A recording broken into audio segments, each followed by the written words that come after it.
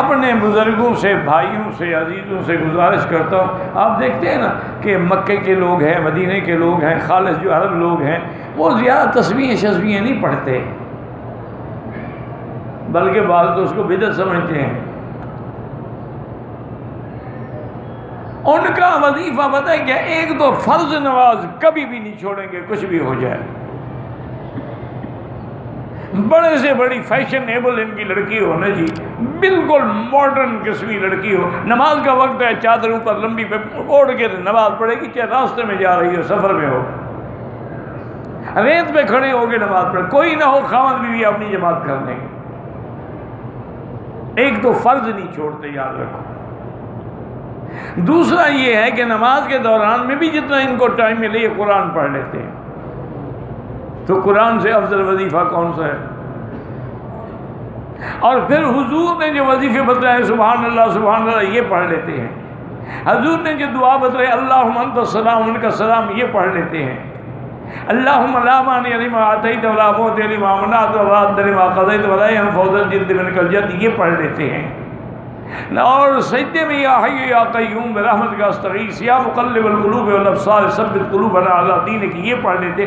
وہ جو حضور کے بتلائے ہوئے وظیفے پڑھتے تو سارا دن پڑھتے رہو، ان کا مقابلہ نہیں کر سکتے ہو۔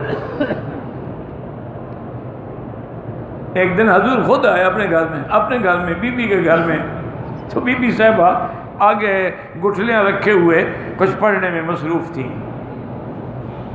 حضور پاک واپس چلے گئے۔ تو قاعدہ یہ مسئلہ یہاں سے سمجھ آیا کہ اگر کوئی آدمی ورد اولاد کر رہا ہے، پڑھ رہا ہے، اس کو جا کے ڈسٹرب نہ کرو، نہ سلام کرو۔ اس کے اور اللہ کے درمیان میں رکاوٹ نہ بنو، اس کا دل اللہ سے جڑا ہوا ہے۔ حضور کافی دیر کے بعد پھر بی بی گھر میں آئے، پھر بی بی پڑھ رہی ہے،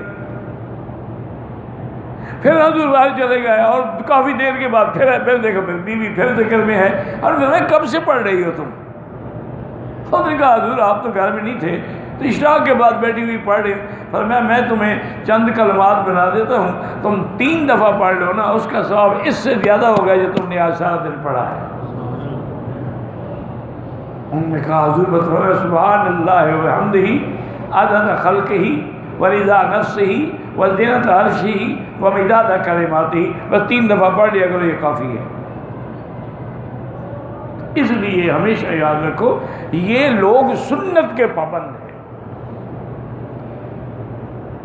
اور یعنی اتنا احتیاط کرتے ہیں، اللہ ان کو جزائے خیر دے، کہ سبحان اللہ یہ بائیں ہاتھ میں تسبیح بھی نہیں پڑھتے، وہ کہتے ہیں کہ بائیں ہاتھ جو ہے وہ ذکر کے لیے نہیں ہے، دائیں ہاتھ ہے ذکر کے لیے۔ ایک شوق ہے، ہم نے بھی دیکھا تھا اپنے حضرت عبدالہادی رحمۃ اللہ علیہ دین پوری، انہوں نے ایک سبز کپڑا تھا باریک سا، وہ لپیٹا ہوتا تھا، اس سے تسبیح پکڑتے تھے۔ کسی خادم نے پوچھا کہ حضرت، فرمایا بھائی گندے ہاتھ ہیں، کیسے تسبیح کو لگاؤں؟ تمہارے ہاتھ تو حضرت بالکل پاک ہی پاک ہے، گندے ہوتے ہی نہیں، ان کو شراب میں ڈبو دو تو گندے نہیں ہوتے، سود کھائیں تو گندے نہیں ہوتے، سود کھائیں تو گندے نہیں ہوتے، یہ تو ہر وقت پاک ہی پاک ہے بس۔ انا للہ و انا الیہ راجعون، ولا نقول الا لا حول ولا قوۃ الا باللہ العلی العظیم۔ تو اب جناب دیکھیں کہ حضور نے فرمایا کہ یہ وہ کلمہ ہے کہ اصل اس کا زمین میں ہے، لیکن شاخیں اس کی آسمان تک پہنچ رہی ہیں۔